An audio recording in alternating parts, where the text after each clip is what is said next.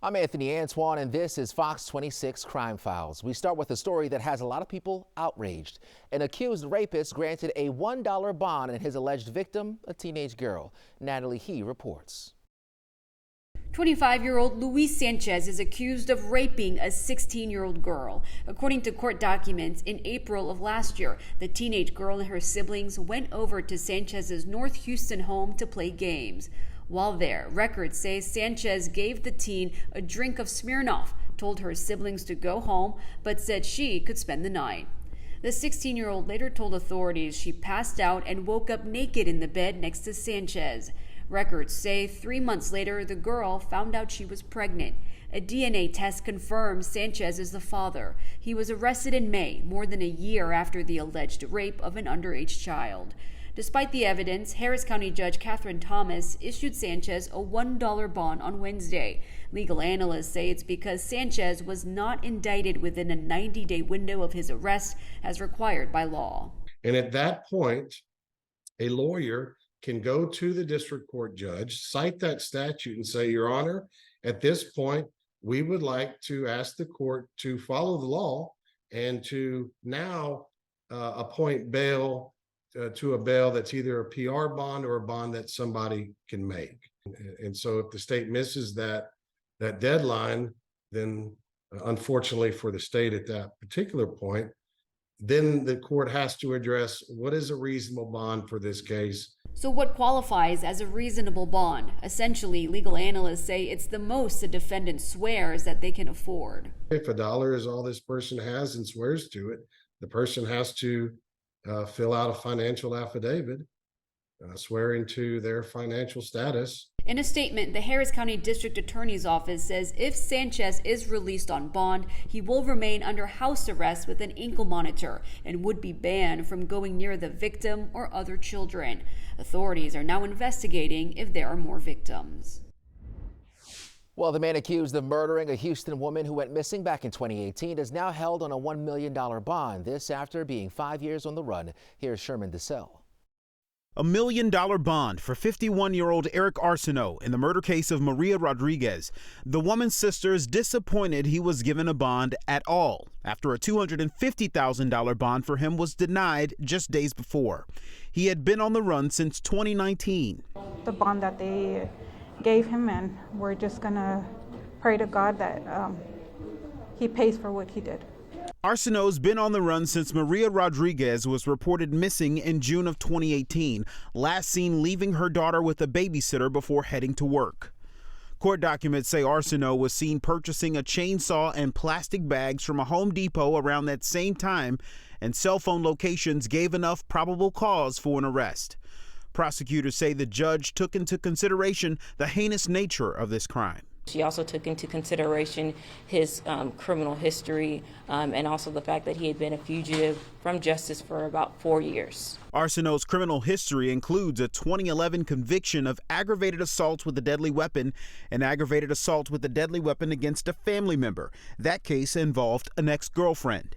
The ADA says there's a reason for Arsenault being issued a bond at all. Legally, a person who has been twice convicted of a felony can be no bonded, but only temporarily. Eventually, on a case less than capital, as we have here, on a murder case, he is entitled to a bond. The victim's father says if Arsenault gets out and gets away, the courts will be responsible. Family members are hoping justice will be served as Rodriguez's now 8-year-old daughter waits for her mother to come home. Destiny still asks that she wants to know where her mother's at. I don't have those answers. I need those answers.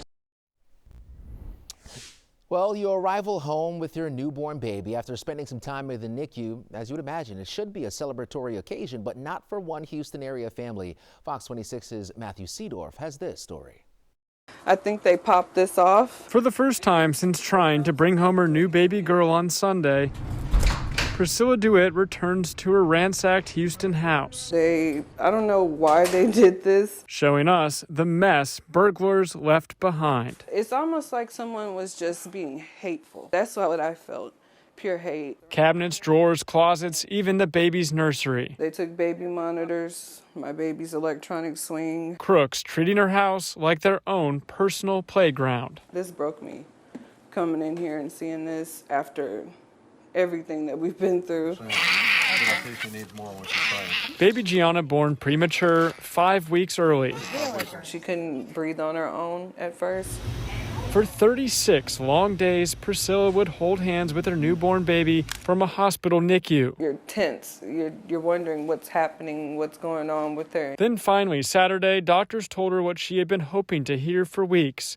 Gianna could go home. It was just everything I waited for, just to have her at home and be able to hold her on my chest and all those things I daydreamed about. Someone going home. The happy homecoming crashed by criminals. We pull up into the driveway. I was actually focused on the baby sign. Burglars breaking in, busting TVs, and stealing stuff worth about $2,500. You're supposed to be, like you said, celebrating your baby coming home, your baby just arriving. And I have not been able to do that yet. Priscilla now holding on to her little girl. Oh my gosh, she's so tough. Trying to not let go of the happiness her baby fought 36 days in a hospital to have at home. I have to look at something positive in all of this, It's not easy, but you can do it if you just find something to hold on to. Tough story there. Well, the search is on for a Liberty County woman after a stranger was found inside of her home, and that's not all officers found. Here's Gabby Hart. 57-year-old Cheryl Siddle hasn't been seen since Tuesday, September 12th. Family reported her missing on Monday, September 18th. They became suspicious when they went to check on her, and a man now identified as 52-year-old Donald Hassler answered the door to her home and said that she went to Oklahoma to visit her sister. She thought that to be suspicious because Cheryl does not have a sister that lives in Oklahoma. She has a daughter that lives in Oklahoma. Her car and purse were left behind, and when deputies searched Cheryl's home, they found disturbing evidence. As the deputy walked into the kitchen area, he observed what appeared to be blood stains on the floor in the kitchen, some on the cabinet, and possibly a few on the ceiling.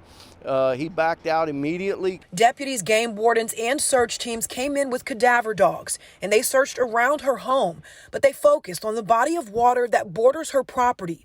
Deputies say it appeared a boat that had been tied to a tree for months was dragged to that water. Behind the house is a small pond area. It's about 4 foot deep, and it's about 100 foot wide. Officials say Hassler and Cheryl were friends and had known each other for about 2 years. Deputies placed him under arrest for felon in possession of firearms. But once the investigation is complete, more charges could follow. After 3 murder trials, Antonio Armstrong Jr. has reported to prison, and this is a look at his new mugshot. He is serving a life sentence in Beeville, south of San Antonio. And last month, Armstrong was convicted of killing his parents in 2016 when he was just 16 years old. And after 2 previous mistrials, here we are. His attorneys are asking for a new trial, citing tainted evidence. Armstrong could be eligible for parole after 40 years. A career criminal released on bond 9 times, finally convicted after a 7-year crime spree. Fox 26's Randy Wallace has this story in Breaking Bond. This is 42-year-old Ansel Pennygraph. He's the definition of a career criminal. In 16 years, you've got 2 pages of offenses and convictions. Pennygraph was recently convicted of engaging in organized criminal activity. He was part of a ring that stole wheels and tires.